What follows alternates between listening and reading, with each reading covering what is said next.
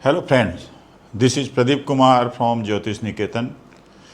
आपको हमने बताया था उच्च के ग्रह क्या होते हैं, नीच के ग्रह क्या होते हैं। उच्च के ग्रह आपकी कुंडली में किस प्रकार का प्रभाव डालते हैं, नीच के ग्रह किस प्रकार का प्रभाव डालते हैं, ये हमने आपको पहले बताया था। यदि नीच का ग्रह आपकी कुंडली में है और उसका नीच भंग हो जाए तो वही ग्रह आपको सफलता के उच्च शिखर तक भी ले जा सकता है। सवाल यह उठता है कि वह नीच भंग कितना पावरफुल है। आइए जानते हैं कि नीच भंग राजयोग क्या होता है और वह कुंडली में कैसे पावरफुल होता जाता है। इस कुंडली से आप समझते हैं, ये सूर्यकांत की कुंडली है। आइए देखते हैं।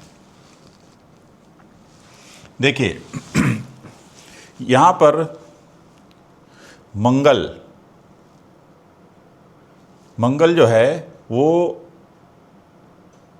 12th हाउस में चंद्रमा के घर में कर्क राशि में विराजमान है।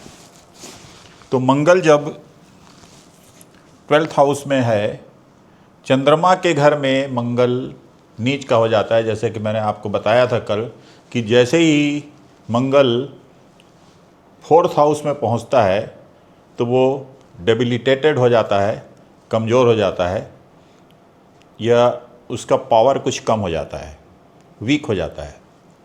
ऐसा मैंने आपको पहले बताया था। तो यहाँ पर भी आप देख रहे हैं इस कुंडली में कि मंगल जो है वो चंद्रमा के घर में स्थित है।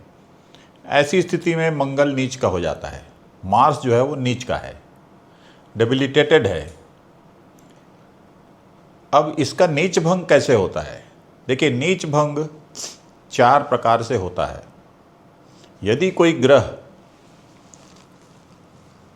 3rd हाउस में, 6th हाउस में, 8th हाउस में और 12th हाउस में जा कर के नीच का हुआ है तो उसका स्वतः अपने आप ही नीच भंग हो जाएगा। तो ये जो ग्रह है ये नीच भंग योग बना रहा है 12th हाउस में, इसलिए आप इसको देख करके ही कह सकते हैं कि इस ग्रह का नीच भंग राजयोग यहाँ बना हुआ है। तो ये पहला केस। नीच भंग राजयोग 4 प्रकार से बनते हैं। यदि उनमें से 2 या 3 प्रकार से भी नीच भंग राजयोग बना है तो यह राजयोग बहुत ही पावरफुल हो जाता है। नीच भंग राजयोग किसी भी कुंडली में पूरे 4 प्रकार से नहीं बनता, या 1 प्रकार से, 2 प्रकार से, यह मैक्सिमम बहुत कम केस में ये 3 प्रकार से बनता है। जिस कुंडली में भी यह नीच भंग राजयोग 1 से ज़्यादा प्रकारों से बनेगा, समझिए कि वह सफलता के उच्च शिखर तक आपको अवश्य ले जाएगा। देखिए, मंगल 12th हाउस में स्थित है, इसलिए अपने आप उसका नीच भंग राजयोग बन गया, क्योंकि नीच का होकर के वो यहाँ बैठा हुआ है। फिर से आपको रिपीट कर दूं, 3rd house, 6th house, 8th house और 12th हाउस में जो भी प्लेनेट डेबिलिटेटेड होगा उसका नीच भंग हो जाएगा। तो मंगल का नीच भंग राजयोग यहाँ देख करके आपको पता चल गया कि बन गया। लेकिन दूसरा केस क्या है? मंगल जिस राशि पर बैठा हुआ है उसका राशि का स्वामी, तो यहाँ पर ये 4 नंबर के घर में बैठा हुआ है। इस राशि का स्वामी चंद्रमा होता है। इस राशि का स्वामी यदि केंद्र में आ जाए, केंद्र मतलब क्या होता है? 1, 4, 7 और 10। तो इस राशि का स्वामी यदि केंद्र में हो तब भी नीच भंग राजयोग बन जाएगा। तो आप देख रहे हैं कि इस राशि का स्वामी चंद्रमा है। चंद्रमा केंद्र में बैठा हुआ है शनि के साथ, तो ये चंद्रमा इसका नीच भंग राजयोग कर रहा है। तो ये दूसरे प्रकार का, मतलब इसमें डबल नीच भंग राजयोग बना हुआ है। इस कुंडली में 2 नीच भंग राजयोग बने हुए हैं 2 प्रकार से। एक खुद वो बना रहा है, दूसरा चंद्रमा के कारण नीच भंग राजयोग बन गया, क्योंकि चंद्रमा केंद्र में स्थित है। 1, 4, 7, 10 में चंद्रमा है। तो ये दूसरा नीच भंग राजयोग हो गया इसका। तीसरा केस क्या है कि मंगल जहाँ बैठा हुआ है जिसके घर में, चंद्रमा के घर में, यदि वह चंद्रमा यहीं इसी घर में हो या उस पर दृष्टि डाल दे तब भी नीच भंग हो जाता है। तो चंद्रमा तो यहाँ है नहीं, और चंद्रमा की दृष्टि जो होती है वो 7वीं 7th दृष्टि होती है, तो वो 7th दृष्टि भी यहाँ नहीं पड़ रही। 1 2 3 4 5 6, अगर ये चंद्रमा यहाँ आ जाता तो 7th दृष्टि जो है इसकी एस्पेक्ट्स यहाँ पर पड़ती और तब फिर इसका नीच भंग हो जाता, लेकिन फिलहाल वो दृष्टि से नीच भंग नहीं हुआ है। तो 2 प्रकार से इसका नीच भंग हो गया। थर्ड रूल ये हो गया। 4th रूल ये है कि यहाँ पर जो राशि का स्वामी है, राशि का स्वामी कौन है? चंद्रमा।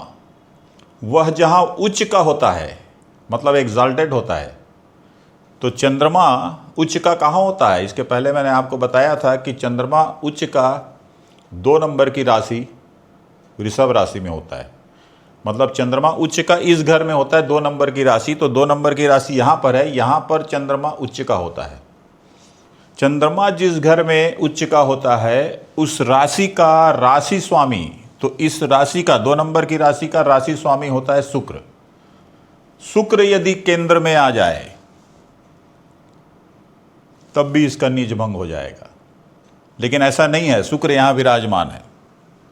इसलिए ये नीच भंग राजयोग लगभग आप कह सकते हैं कि 90% बलवान या पावरफुल नीच भंग राजयोग है। एक और चीज़ आपको बता दूं, इसका पावर देखने के लिए आप ये देख रहे हैं कि इसमें 2 बार नीच भंग राजयोग बना हुआ है, एक बार चंद्रमा से, एक बार स्वयं। तीसरा नीच भंग राजयोग भी थोड़ा सा इसमें लागू होता है। कैसे, आइए समझाते हैं। देखिए, यहाँ पर जो शुक्र है, अगर ये केंद्र में आ जाए तो इसका फिर से नीच भंग राजयोग बन जाएगा, लेकिन शुक्र यहाँ नहीं है, यहाँ है। लेकिन आप देख रहे हैं शुक्र की डिग्री 25 है। 25 है, मतलब शुक्र मैक्सिमम 30 डिग्री तक हो सकता है, जा सकता है। तो यहाँ पर आप देख रहे हैं कि शुक्र लगभग ये 30 डिग्री की लाइन को टच करने वाला है, 25 डिग्री है। मतलब शुक्र का जो प्रभाव है इस घर में भी है और इस घर में भी है। शुक्र इस लाइन के करीब ही बैठा हुआ है। इसका मतलब ये हुआ कि शुक्र यदि इस लाइन के करीब बैठा हुआ है तो इधर ज़्यादा इफेक्ट नहीं होगा, उसका इफेक्ट किधर होगा? इधर होगा। मतलब शुक्र का केंद्र में भी इफेक्ट है। तो 50% या आप कह सकते हैं 40% इफेक्ट है शुक्र का इस घर पे। तो इसके कारण, शुक्र के कारण भी इसका 10 to 20% नीच भंग राजयोग बन रहा है। तो इस कुंडली में बहुत ही बलवान, ये बहुत ही स्ट्रांग नीच भंग राजयोग बना हुआ है मंगल का। और ऐसा नीच भंग राजयोग व्यक्ति को सफलता के उच्च शिखर तक अवश्य ले जाता है।